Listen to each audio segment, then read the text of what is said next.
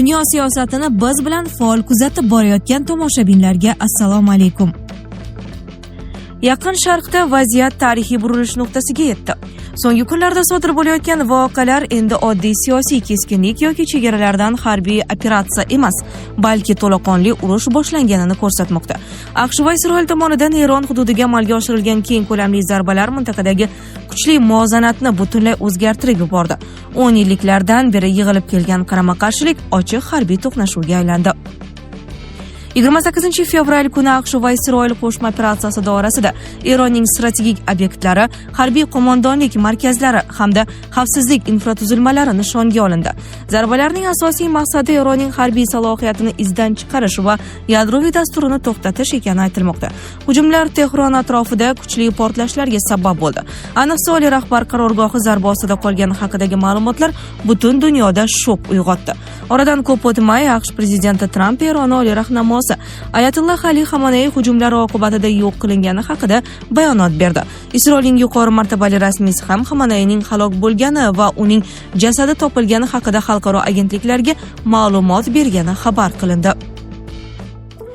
Rossiyadan O'zbekistonga pul yuborish endi yanada osonlashdi. Endilikda siz O'zbekistondagi Uzcard, Humo, Visa kartalariga yoki hatto naqd pul ko'rinishida ham tez va qulay holatda pul jo'natishingiz mumkin. Hoziroq Play Marketdan yuklab oling va 400 rubl bonusga ega bo'ling. Agarda sizda qandaydir muammo bo'lsa, 24/7 qo'llab-quvvatlash xizmati mavjud. Anjir Pay xalq tanlagan mobil ilova. Biroq Tehron bu xabarlarni rasman tasdiqlamadi. Eron rasmiylari sukut saqlayotgan bir paytda mamlakat ichida axborot bo'shlig'i paydo bo'ldi. 1989-yildan buyon Eron siyosiy tizimning markazida turgan, davlatning harbiy, sud va siyosiy hokimiyatini nazorat qilib kelgan rahbar taqdiri noma'lumligicha qolmoqda. Aynan shu noaniqlik vaziyatni yanada xavfli qiladi. Chunki oliy rahbarning yo'qolishi Eron ichida hokimiyat uchun keskin kurash boshlanishi ehtimolini kuchaytiradi. Tehron ko'chalarida turli kayfiyat kuzatilmoqda. Ayrim hududlarda vahima, ayrim joylarda esa odamlar derazalardan baqirib sodir bo'layotgan voqealarga emotsional munosabat bildirayotgani haqida xabarlar tarqaldi. Eron javob esa kechiktirilmadi. Isroil hududi, ayniqsa Tel Aviv atrofida raketa zarbalari qayd etildi. Ko'plab binolar vayron bo'ldi va havo hujumidan mudofaa tizimlari tun bo'yi ishladi. Sirenalar va portlashlar Isroil shaharlarining odatiy foniga aylandi. Shu bilan bir vaqtda Eron shahid turidagi dronlarni Fors ko'rfazi tomon yo'naltirdi. Bahrayndagi AQShning 5-floti joylashgan hududdagi zarbalar berilgani haqidagi xabarlar urushning endi bevosita AQSh harbiy infratuzilmasiga ham yetib borganini ko'rsatadi. Urush fronti tez suratda kengayib borayotgani Fors ko'rfazi davlatlarida ham sezildi. Dubayda aholiga favqulodda ogohlantirishlar yuborilib, odamlar yer osti avtoturargohlariga evakuatsiya qilina boshlandi. Shaharda maxsus bunkerlar mavjud emasligi sababli savdo markazlari va turar joy binolari ostidagi oddiy parkinglar vaqtinchalik boshpanaga aylantirildi. Dubay xalqaro aeroportida ham evakuatsiya jarayoni boshlanganiga oid ma'lumotlar paydo bo'ldi. Bu holat urush endi faqat Eron va Isroil o'rtasida emas, balki butun mintaqani qamrab olayotganini ko'rsatmoqda. Eron Milliy xavfsizlik kengashi rahbari Larijoni keskin bayonot berib, mamlakat qurolli kuchlari dushmanlarga hech qachon unutmaydigan javob tayyorlayotganini ma'lum qildi. Uning so'zlari diplomatik til emas, balki ochiq harbiy retorika sifatida baholanmoqda. Shu paytda Rossiya, AQSh va Isroil zarbalarini qoralab chiqdi. Xalqaro maydonda esa davlatlar asta-sekin qarama-qarshi bloklarga ajrala boshlayotgani sezilmoqda. Energiya bozorlari beqarorlashdi, aviatsiya yo'nalishlari o'zgartirilmoqda. Global iqtisodiy tizim yangi zarbani kutayotgandek muzlab qolgan. Bugungi vaziyatning eng xavfli jihati shundaki, diplomatiya deyarli sukut saqlamoqda. Ammo raketalar gapirmoqda. Davlat rahbari nishonga olingan harbiy bazalar zarba ostida qolgan. Bir vaqtning o'zida bir necha davlat osmonida raketa tutib qolish operatsiyalari ketmoqda. Bu belgilar tarixda har doim bir narsani anglatadi. Urush allaqachon boshlangan bo'ladi. Yaqin Sharq endi keskinlik bosqichidan o'tib ketdi. Mintaqa ochiq harbiy qarama-qarshilik davriga kirib keldi. Agar vaziyat shu tarzda davom etsa, bugungi tunlar kelajakda yangi global mojaroga yo'l ochgan lahzalar sifatida eslanishi mumkin.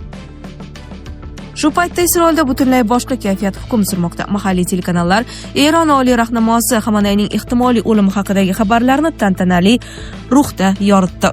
Hatto raketa hujumlari davom etayotganiga qaramay, isroillik fuqarolar bomba panohlarida turib ham bu voqeani nishonlayotgani aks etgan videolar tarqaldi. Urush sharoitida ham jamiyatning ruhiy holati keskin o'zgarib, voqealar diniy va siyosiy ramz darajasiga ko'tarilmoqda. Isroil bosh vaziri Netanyahu esa to'g'ridan-to'g'ri Eron xalqiga murojaat qilib, tarixiy ohangdagi chaqiriq yo'lladi. U eronliklarni hukumatga qarshi chiqishga undab, yordam allaqachon kelganini aytdi. Bu murojaat harbiy operatsiya faqat tashqi zarbalar bilan cheklanmasligini, balki Tehron ichida siyosiy silkinish yuzaga keltirish strategiyasi ham ishga tushganini anglatadi. Amalda bu davlat ichida qo'zg'olon ehtimolini rag'batlantirishga teng signal sifatida baholanmoqda. Urush zarbalari esa iqtisodiy va ramziy markazlarga ham yetib bordi. Dubaydagi sun'iy orol ustiga qurilgan mashhur Palm Jumeirah majmuasi havo hujumidan so'ng alangaga o'ralgani haqida xabarlar paydo bo'ldi. Ushbu hudud Donald Tramp oilasining muhim investitsiya loyihalaridan biri sifatida tanilgan edi. Oradan ko'p o'tmay yana bir ramziy nishon, dunyodagi eng mashhur mehmonxonalardan biri hisoblangan 321 metrlik Burj Al Arab minorasiga Eron droni zarba bergani ma'lum qilindi. Urush endi harbiy zarbalar bilan cheklanmay global boylik, turizm va prestij ramzlarini ham nishonga ola boshladi.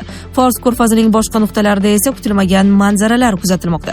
Bahraynda ayrim guruhlar Eron dronlari zarbalari haqida xabar tarqatganidan so'ng ko'chalarga chiqib hodisani nishonlayotgani qayd etildi.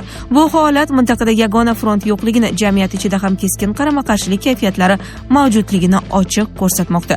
Yevropa yetakchilari esa vaziyatdan ancha xavotirda.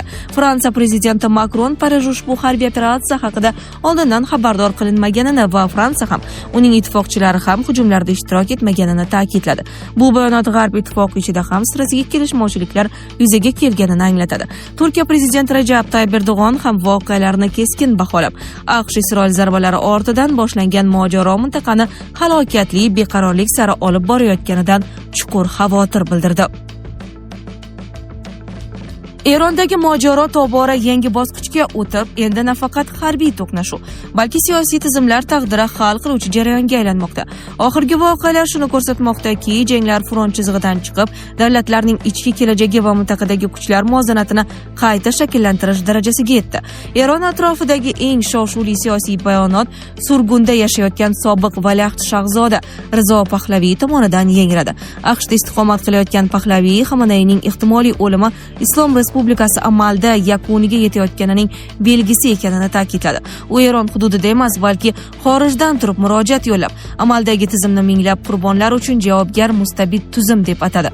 Pahlaviyga ko'ra, hokimiyat vorisni tayinlashga bo'lgan har qanday urinish siyosiy legitimlikka ega bo'lmaydi va mamlakatni barqarorlashtira olmaydi.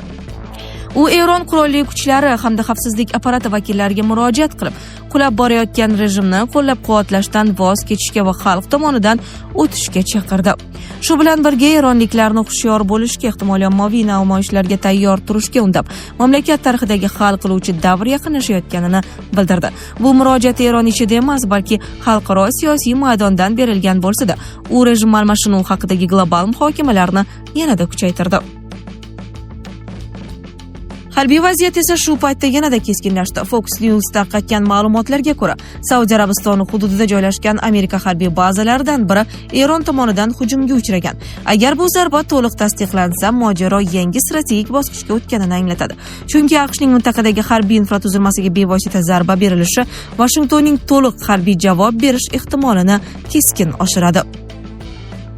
Agar voqealar shu yo'nalishda davom etsa, hozirgi kunlar Yaqin Sharq xaritasi va Eron siyosiy tizimi qayta shakllana boshlagan davr sifatida tarixda qolishi ehtimoli tobora kuchaymoqda.